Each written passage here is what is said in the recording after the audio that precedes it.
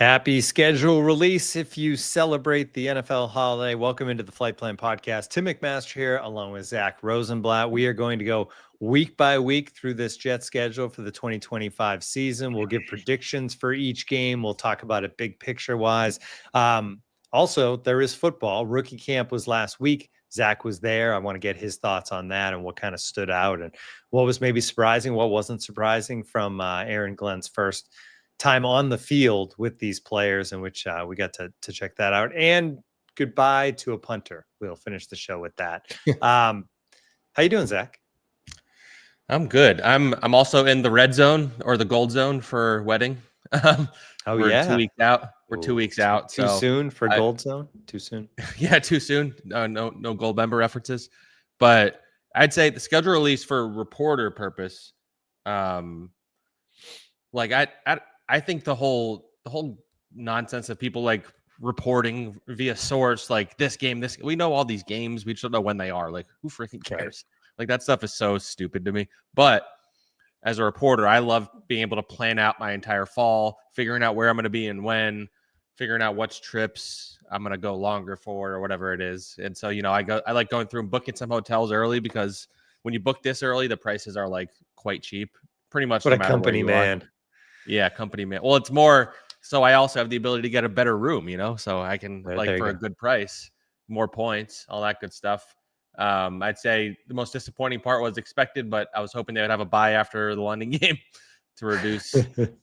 Maybe I probably won't do a Paris trip this time. We'll see. But yeah, so schedule release day is fun because fans are going to travel. This is kind of their chance to start to talk to each other amongst themselves about when they're going to go places. But yeah, on a personal level, busy with wedding stuff, but I'm thankful that we're planning it and having it at a time of the year where there's not much going on. And I'm thankful to Aaron Glenn for moving in silence. Yes. This schedule kind of goes along with that, just to swing it back to the schedule, because they only have 2 primetime games. I believe they have 13 1 p.m. games. So they're going to be flying under the radar pretty good this year. And I love that on a personal level and for the New York Jets organization, which has not flown under the radar. The last time they did was kind of 2022, and they played pretty well that year. So, yeah, I mean, best case scenario, right, is they have all these 1:00 games and they play well enough under the radar that they get like flexed up instead of flexed out. If they have any crazy upsets at 1 p.m. or something, we can even do like a nighttime pod during the season with these 1 p.m. games, Yeah, that's possible too. All right. If you are checking us out, whether it's YouTube or on the audio, please like us, give us some reviews, say something nice in the comment section, whatever the options are where you're checking us out. We definitely appreciate that. All right, let's start not really big picture, but big themes as we look at the schedule. Then we'll go kind of one by one after that. But we got to start with week 1, because I will say this about the NFL. They never miss an opportunity for a storyline. And it looks like this is could be magical. Week 1, the Jets playing the Steelers, possibly Aaron Rodgers, definitely Justin Fields against the Steelers. What a way to kick things off. The only surprise is that it is 1 p.m. This is one where I thought maybe it wouldn't be. Yeah. That's what I was going to say. So I saw the schedule. Mike North, I think his name is, he spoke to Jonathan Jones, and he said, I think Aaron Rodgers waiting to make a decision is kind of why it's not primetime. He literally said, if Rodgers had signed with the Steelers by now, we would have probably made that primetime. But without it, they didn't have as much interest in the Justin Fields revenge as they do maybe the Aaron Rodgers side of it. I think combined, that's a very interesting thing, but maybe they feel for national quarterback audience. They've been burned by Aaron Rodgers before. They planned the whole 2023 season around him. So I think they wanted to I didn't look at the Steelers schedule. I saw maybe they had a bunch of night games later in the season. So I don't know if they're because they don't know now, but they're hoping that maybe they, later in the season, for sure if Rodgers will be there or not. But, and they're the Steelers, so you can kind of bank on them being competitive no matter who's playing quarterback for them, even if it's Mason Rudolph. But yeah, week 1, it felt like it was always going to be that. It's just a perfect week 1. I think somebody texted me, who also covers the Jets, who said, not covers the Jets, but is around the Jets. But they were like, now we have to have this whole conversation the entire offseason, because leading up to week 1, it's all like the conversation is only derived at week 1. Whereas as you get later in the season, it's week to week. But there's a flip side of you get it out of the way early. So get all the distraction of the Aaron Rodgers of it all out of the way. I imagine as we lead up to that game, Aaron Glenn is not going to be keen on talking about it. If Aaron Rodgers signs with the Steelers, I imagine he will be, or he'll act like he's not and then say something on McAfee or something like that. But yeah, that'll be fun. If the Jets are going to get the Steelers, I think week 1 is the time to do it, because usually, I mean, especially if it's Aaron Rodgers and he's not signing till late and he's not showing up until training camp, they're probably going to be hitting their stride later in the season. They're a team that has a really good defense. They have DK Metcalf. They have a good running game. This is probably the least talented Steelers roster, in my opinion, they've had in a while, but they're still the Steelers. They're still well coached. So you hope you can catch them off guard maybe in week 1. But yeah, that was out of like all the games on the schedule, that's probably the most intriguing one because of that. Because this is what happens when you finish last in the division. You play all bad teams who also finish last in the division for the most part. So the schedule, like on paper, doesn't look that crazy. I say this every year on here. I caution against basing everything you predict on last season, because it so often does not pan out that way, where like there's a stretch of the schedule where you think it's going to be hard. It's actually easy.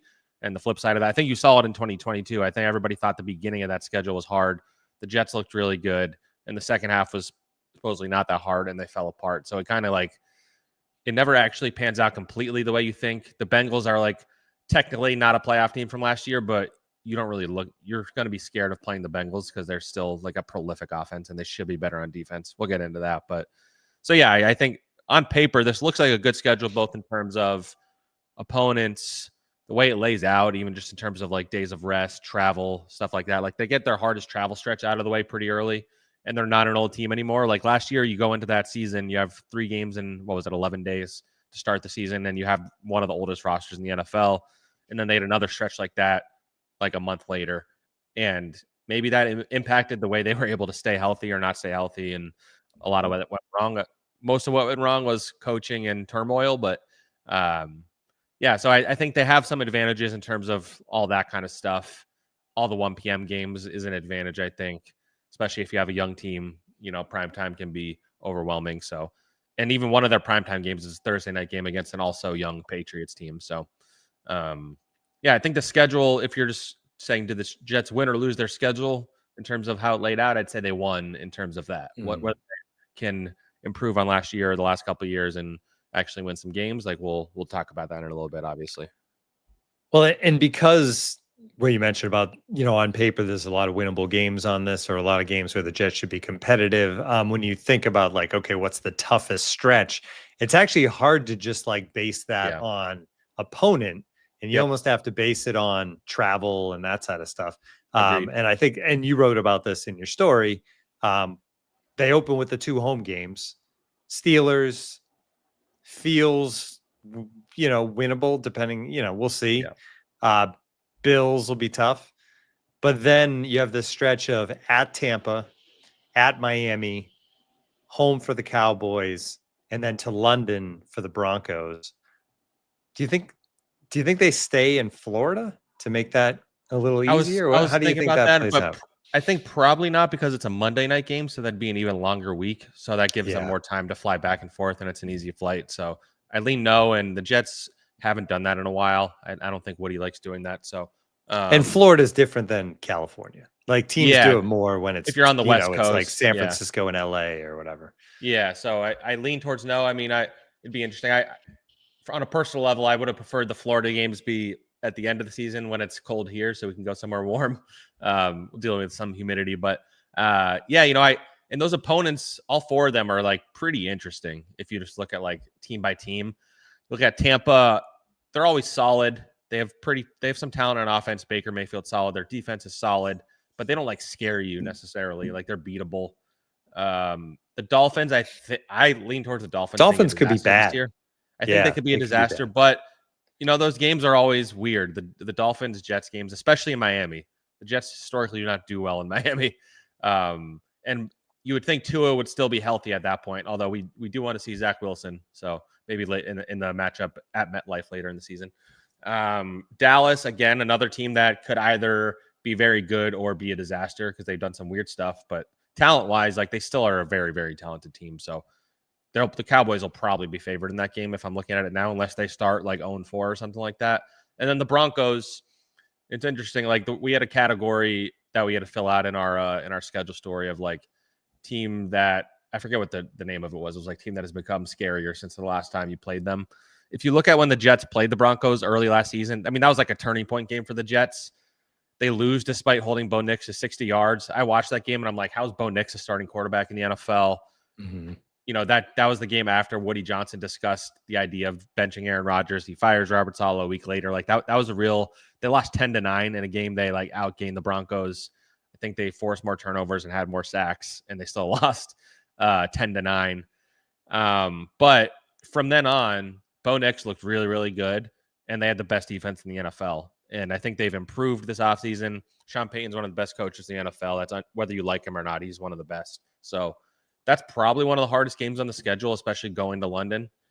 And so out of that like 4-game stretch, I'd be the most scared of the Broncos probably. 3 out of those 4, I'd say like it's conceivable they'd go 1-3, but they could also split those games too. But yeah, I think that stretch is going to be one where we kind of figure out what this team is made of. Even if they don't win all of them, if they're really competitive and close against these playoff caliber teams, Dolphins excluded, like I think you feel pretty good about them going into the rest of the season. Yeah, I agree with that. Must-watch game that you wrote about was actually Week 11, New England. Yeah. It is fun. Obviously, a division game is key. Both franchises with new coaches, both franchises coming off bad seasons, and far enough into the season, right, in Week 11 that we're going to kind of know what they are. Yeah, and there's a lot of intrigue to me. I think the Patriots-Jets rivalry is going to be fun because I think for a long time it was not fun. Like maybe back when Mark Sanchez was here, it was fun. It has not been fun since then. You know, even the wins they've gotten over the last 2 years have been meaningless. Oh, the early one last season kind of gave false hope to this team. And Aaron Rodgers, like, we have to learn how to be winners, and then they barely won again. And then the year before, they won in Bill Belichick's last game in a game that helped the Patriots get Drake May, if you think about it. So not the best. But now you have this, there's like a lot of layers. These are both teams that are kind of in the same place in terms of like where they're building, although the Patriots definitely have their quarterback, whereas I think the Jets maybe have it. But you have they both hired coaches that are legends that played for the team. You have coaches that spurn the other legends, team. Legends, but not superstars too, right? Like fan favorite, like guys that were part of good teams, but not like superstars. Yeah. And like carried themselves in a way that fans fell in love with them. Mike Vrabel visited with the Jets. The Jets fell in love with him. He spurred them for the Patriots. Aaron Glenn took interviews from every team that requested it, except for the Patriots. He said no to them. So, like, there's a little fun endearing him more to Jets fans. And I just feel like these teams are pretty similar, like top to bottom. The Patriots probably roster isn't maybe like if you just go position by position as good as the Jets, but the Patriots improved quite a bit. I think their coaching is going to be significantly improved. They had one of the worst coaching staffs in the NFL last season. You could argue the Jets did too, I guess, but the Patriots were an absolute disaster last year. And I think Mike Vrabel is one of the best coaches in the NFL. And he always has his team competing, even if they're not talented. So I think those battles are going to be a lot of fun this year in particular, as these two teams are kind of fighting their way back. And we're kind of going to see what they're made of, because those division games are important, especially because, you know, whether the Jets are playoff contenders, you can push to be second in the division, even if you only win 7 or 8 games, I think, this year, because I think the Dolphins, like I said, are going to be a disaster. The Patriots are going to be a lot better. The Jets are going to be better. The Bills are going to run away with the division probably. Like, it'd be pretty shocking if the Bills don't win this division in a landslide. Like, they're just significantly better in all facets. They have Josh Allen. Like, I don't even think anyone could call that controversial at this point. The Bills will probably win 12 games, win the division handily, but who's going to come in second place in this division? Like that is and will there be a team with a winning record besides Buffalo? I feel like no is probably the answer there. As of now, I would say probably not, but Jets or Patriots would be the ones I think would get it over the Dolphins. Like, if a team was going to surprise and win 9 games, it's the Jets or the Patriots, not the Dolphins. Must-win game, which is, it's fun because, I don't know if there's really a must-win game on a schedule for a team where the expectations are hoping to be competitive and maybe stay in the playoff race. But if there was one, it would be late in the year, right? And I know you've circled Week 16. They have 2 New Orleans, and New Orleans could be a bad football team. Yeah, I circled that one. Like, it was hard to, like you said, it was hard to kind of pick for this. And because I already did the Patriots game, which I don't think necessarily is a must win unless you're in the playoff contention. But I said Saints because the goal for this season, obviously the goal is always the playoffs. Realistically, the goal is to end the season better off than where you started it and to go into next season feeling good about where you are. And so you want the fan base to be feeling like, okay, Aaron Glenn and this staff knows what they're doing.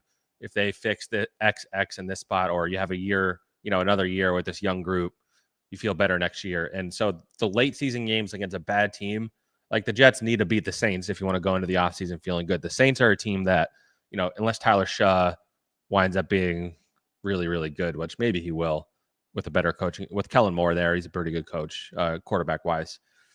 But the Saints roster isn't great. They weren't able to upgrade it very much. They have the worst quarterback room in the NFL on paper. That week in the season, the Jets either will be mathematically still in the playoff contention or just trying to end the season on a good note. And so losing to the Saints would not be a really good way to do that, especially because you end the season. The Patriots in week 17, I think the Patriots are going to play everybody until the end, so that won't be an easy game. And then you have the Bills in week 18, depending on if the Bills are fighting for the number 1 seed or whatever it is, they either will play everybody or play nobody. And I don't think if they play nobody, however the Jets play in that game is not really going to make an impact on how you feel about them going into the offseason. So that those Saints and Patriots games at the end of the year are going to be important to figuring out who this team is going to be and whether you should feel good about them going forward. If the Bills have to play that game, week 18, it'll be an interesting litmus test in that the Jets play the Bills week 2 with a new coaching staff, and then they play them week 18. Just for as far as like growth and things like that, to play that same team that is a very good team, the beginning of the year and the end of the year, and see how those go. Obviously, the first one is home, second one is in Buffalo in week 18. Could be snow, could be all sorts of stuff. I'm sure you're excited for that trip. I have to wait. I have to wait till 2026 to go to Bar Bill. That's the annoying part. Yeah. Oh, that's true. Yeah, into the new year. Yeah. All right. Should we pick these games? We should. All right, and then we'll get into last week. I should say, we can go before we get into this. I'm gonna be doing this live, and so I guess we're gonna kind of see where I land based on the schedule. I predicted 7-10 in my thing, but that was more like a broad, like this feels like a 7-10 team than a game by game. Like I could talk myself into a better record here on the pod. So just wanted to disclaimer that. We'll see, because now we're going week by week. All right, week 1. Track of it too. I'll just go first, and then you jump in with yours. We can go through these very quickly. Week 1 Steelers. I say they win. Yeah, I say you start off the Aaron Glenn era with positivity, whether it's Aaron, and if they beat Aaron Rodgers on top of that, it's just to be a beautiful week, and everybody's gonna be hyped. So good vibes. Week 2 at home, Buffalo. That's a loss to me. Yeah, that's a loss. I think that's not an easy one, but that's where I'm leaning on that. Week 3 at Tampa. I have another loss. Yeah, I'm going to say loss. I think that'll be a good game, but going on the road, humid, Bucks should be pretty good. Jets figure themselves out, so I say loss. All right, and week 4, maybe the swinging point on, like, for me as far as what their record ends up being, at Miami, and I have them winning this one on the road in the division. Yeah, we might wind up being pretty similar. I'm going to say win on that one. I just don't think the Dolphins are going to be good. But, like I said, you never know in Miami. Maybe that should be a loss, honestly, but I'll say win. Cowboys back home. I have them losing that. Yeah, I'm going to go loss too. I think the Cowboys are going to be better than people are giving them credit for personally. London for the Broncos. I have that as a loss too. Yep, same. For the reasons I laid out earlier, I think the Broncos have the best defense in the NFL probably, and they're going to be better on offense this year. All right, they get back from London for a home game, and I think they get back on track and beat the Panthers. Not saying a lot. And I'm just going to change it up so we stop saying all the same stuff. I'm going to actually say they lose to the Panthers. Lose to the Panthers? Not confidently. I think the Panthers are going to be a lot better this season. Bryce Young's better. I'm gonna be weird and do that and anger people. All right, Bengals. I have a loss in Cincinnati. I just think they get outrun. Then I'll flip it and say they upset the Bengals. How about that? All right, it up on you. Because the Bengals defense isn't good. By then we're gonna know how we feel about Justin Fields. If Justin Fields is playing well and the running game is really, really good, I think they have a chance against a team like that. But, the Bengals had a really weird offseason, by the way. Like, I know they pay T. Higgins and Chase, but they have this Trey Hendrickson thing going on right now that has been a real big distraction for them, and he's like their best defensive player. So that's something to keep an eye on. Like, there are some weird vibes coming out of there. Then they have a bye week right there, obviously. Then the bye week in week 9, which is like wonderful. I like the middle of the season buys. Mid-season buys are London. Yeah, I know, but mid-season buys, like, remove the London part of it, are the best because you get like just an actual like break. Whereas the people who have a week 14 buy or a week 4 buy, like, do not envy you. Cleveland. Yeah. That should be an easy W. The Browns are going to stink. That one's at home also. At New England, this was your game that was, must watch. I actually have them losing this one in New England. Let me see. I'm going to say win. Okay. Let's get an up. They'll probably be underdogs in that game, but I'll say win. At Ravens, loss. Yeah, loss to the Ravens. I mean, just on a position or a matchup basis, the Ravens had the best run defense in the NFL, and the Jets are going to be a run-heavy team. So that's how I see that one going. And then from that point on, I think they really finished strong here. Falcons, I have a win. Let's see. What do I want to do? 1, 2, 3, 4. I'm trying to figure out. Okay, I'm trying not to. I said I would go game by game, so I'm going to say trying to avoid getting to like 10-7. I'm going to say. Oh man, that's a tough one. The Falcons are interesting. I'll say win. Optimistic Zach. Dolphins at home. I have a win. I'll say loss. I have them sweeping the Dolphins. You got a loss. Yeah, because I don't know if I see them sweeping them, so I'll say loss on that. Maybe Zach Wilson gets in the game and does something weird. I have them losing at Jacksonville. I'm going to say win at Jacksonville because they're a weird team to me. Saints at Saints win. Yeah, win at Saints for me. And I have them beating the Patriots at home. I'm going to say lose. Okay. And then I have them. You can bring up a good point about if Buffalo has everything clinched, but I have them losing to Buffalo. Yeah, I'm going to say lose, but it's so hard to predict a Week 18 game. But I'll say lose, and that leaves me at 1, 2, 3, 4, 5, 6, 7, 8, and 9. That's what I have too, 8 and 9, but differently. But we both got to 8 and 9, which I feel like historically, if you go back through the years on this podcast, every single year we're wrongly optimistic. I mean, last year we were very. I feel like last year you and I predicted like 10 or 11 wins, both of us. I'm pretty sure I said 11 wins last year. Yeah, and I think I said 10 the year before that. Obviously, the year before that you throw out because of the injury. I think predicting 7 or 8 wins is like a right down the middle take that nobody can get mad at you about. So there you go. We're playing it safe. Yeah. All right, rookie camp. You were there. Undrafted free agents, rookies, some veterans in the building, on the practice field. Aaron Glenn on the field for the first time. And from what you said and kind of talked about, he was quiet, I guess, in a way that like he's the head coach, right? He's not a position coach. Yeah, I found it interesting. Like when we talked to him, I definitely observed that we saw him bouncing from position to position and kind of just observing. He was coaching. He was like giving some advice and stuff. The first day we were there, he spent a lot of time around the offense. But he talked about how like this portion of the offseason, he wanted it to just be bringing everybody in, getting everybody in shape, building up strength and conditioning. And then as you get into the next phase, then he starts like throwing at them the scheme, what we expect. And so I think it's the right way to go about it instead of like flooding these young guys with a lot of stuff. I think he's gradually building to what kind of coach he's going to be and what they expect out of their players. He's establishing a culture, which is the most important thing.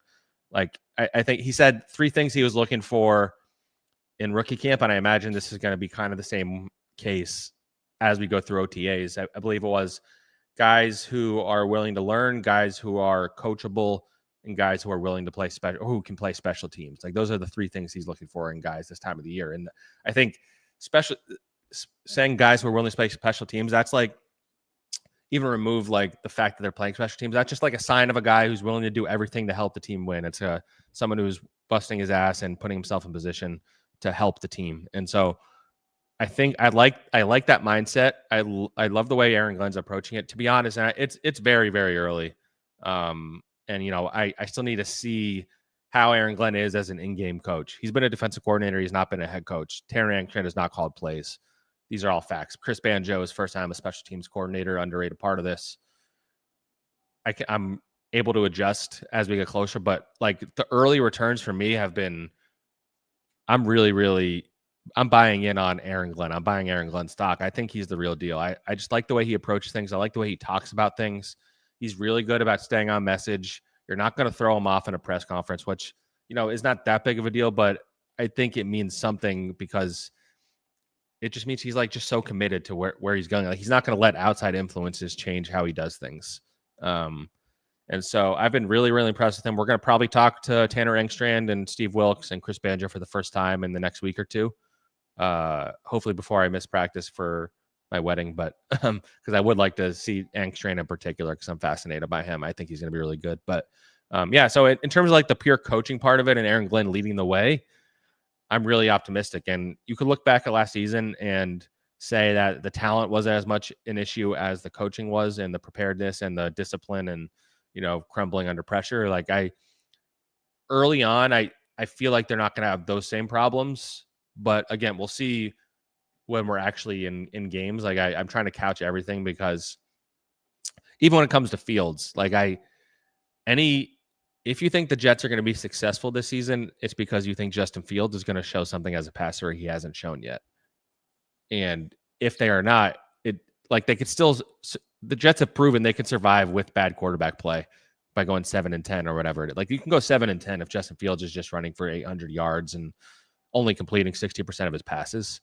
But if he's able to throw the ball like he did in Pittsburgh last year, like without turning the ball over while still being a running threat over 17 games, like then they could sneakily win 9 games. Like they could be really feisty at the end of the season. So I think their ceiling is high and their floor is low because we just don't know what they're going to get out of Justin Fields. But anyway, that's a long way of saying I'm in on Aaron Glenn based on what I saw at rookie camp.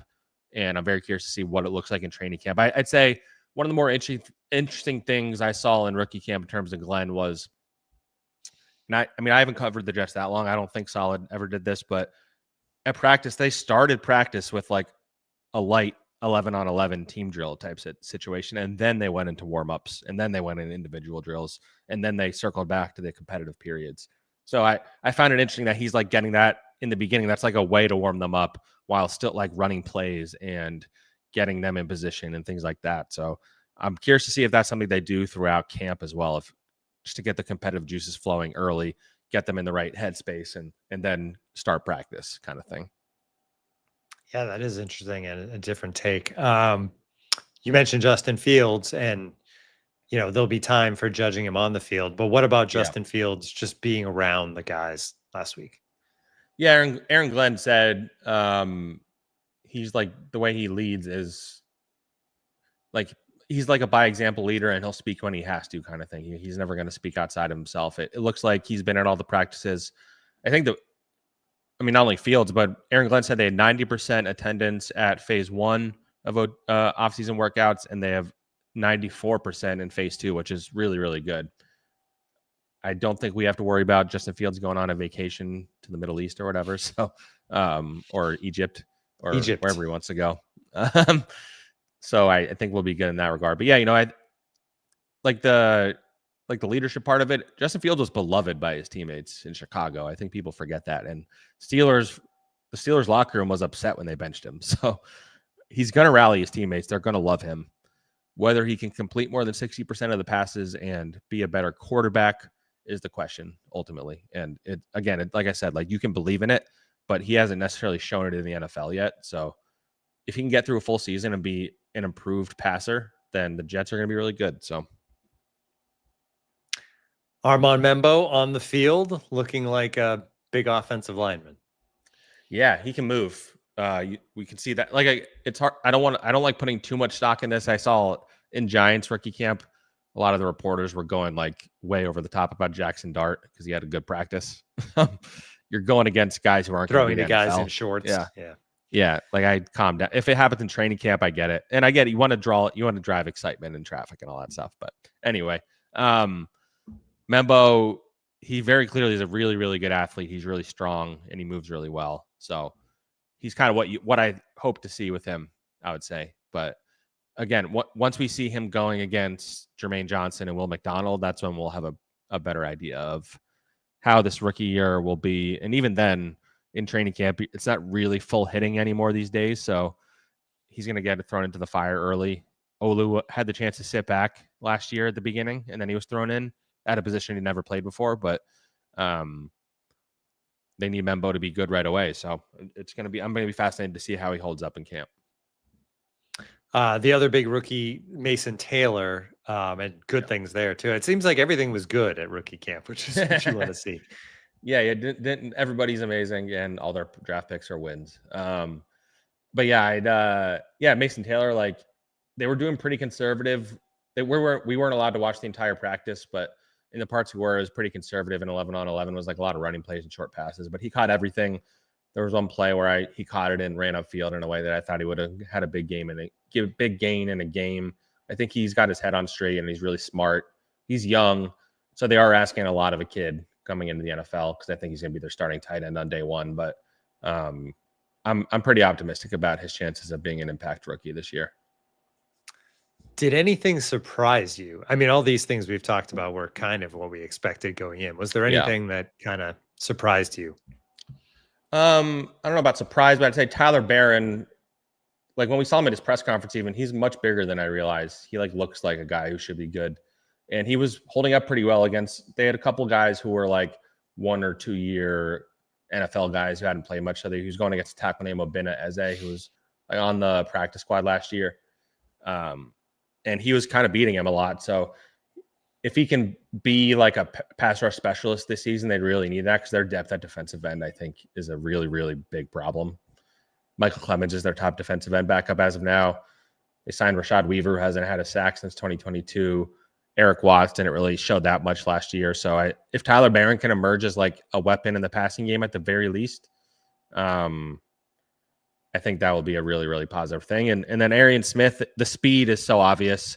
I think he's a really smart, well-thought kid. Like I try not to like put too much stock in how somebody sounds or anything like that, but I think there is something to be said for someone who's self-aware, smart.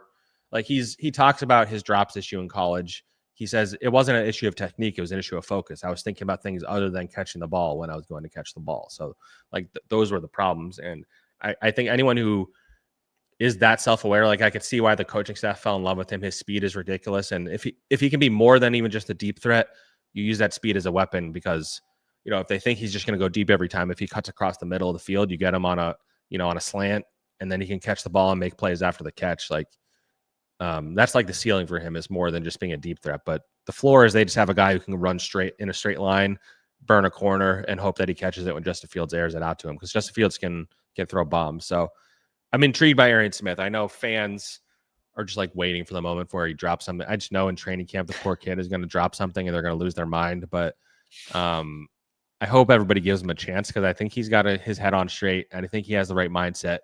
Whether he's a great right away or not, I think, you know, give him a chance to develop. And if it doesn't work, then you can yell at the Jets for picking him that early. But I think he could be good potentially.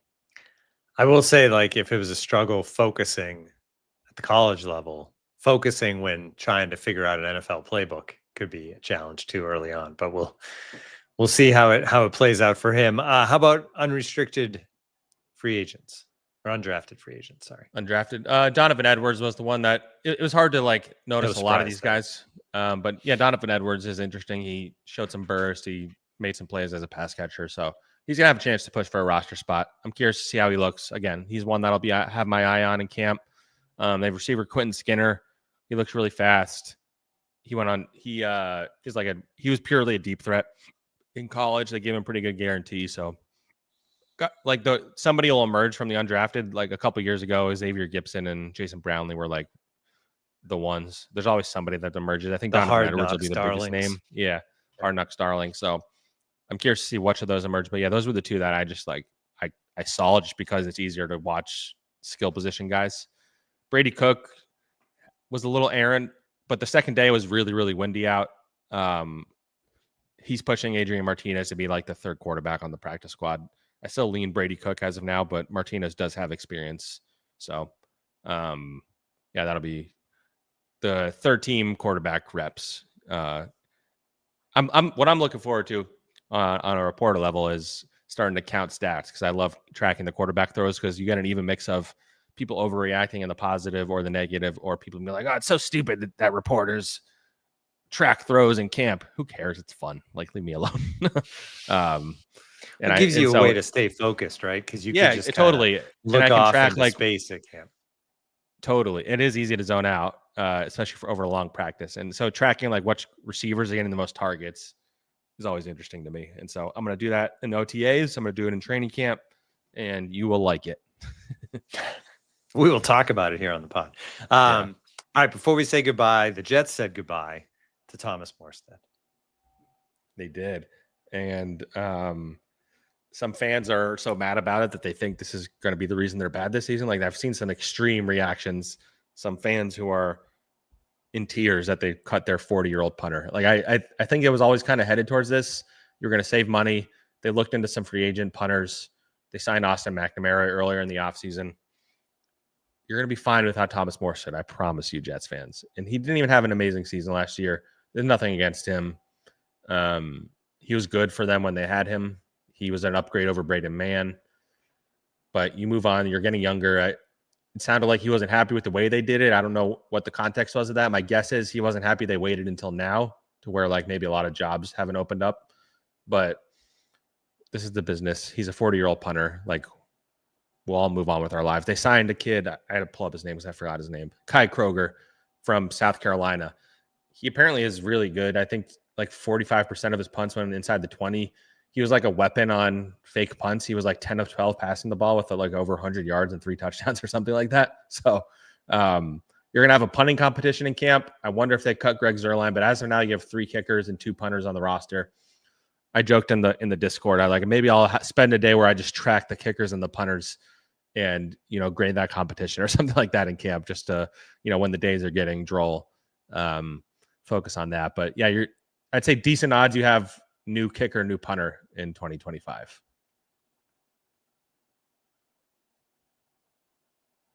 You're on mute. All right, that's going to do it for us today. Zach, good luck with the final 2 weeks, right? Thank 2 weeks of wedding planning and getting it all in line. Try not to, hopefully the Jets don't get in the way. Yeah. It would be pretty funny if they decided to break some big news while I'm like walking down the aisle or something like that, but I will not be on my phone, so I won't see it. Connor broke news. I know. I was just thinking about that. And then the moment we saw him, do I have to live up to that reception? He said that was the first thing out of his mouth. Nothing about the wedding. He was just like, "Did you see?" Guys, I just broke news. Did you see that? Did you see? I tweeted while I was waiting to go. I was like, oh. I'm sure Bree loved it. Yeah. All right. That'll do it. We'll be back sometime soon. Not sure. I don't know if we'll get one in before the wedding or not. I think so, but we'll see. Yeah, because they'll have OTAs next week, so maybe we do it even from the facility or something like that. Yeah. All right. Sounds good. Thanks for everybody for tuning in. We will talk to you soon on Flight Plan.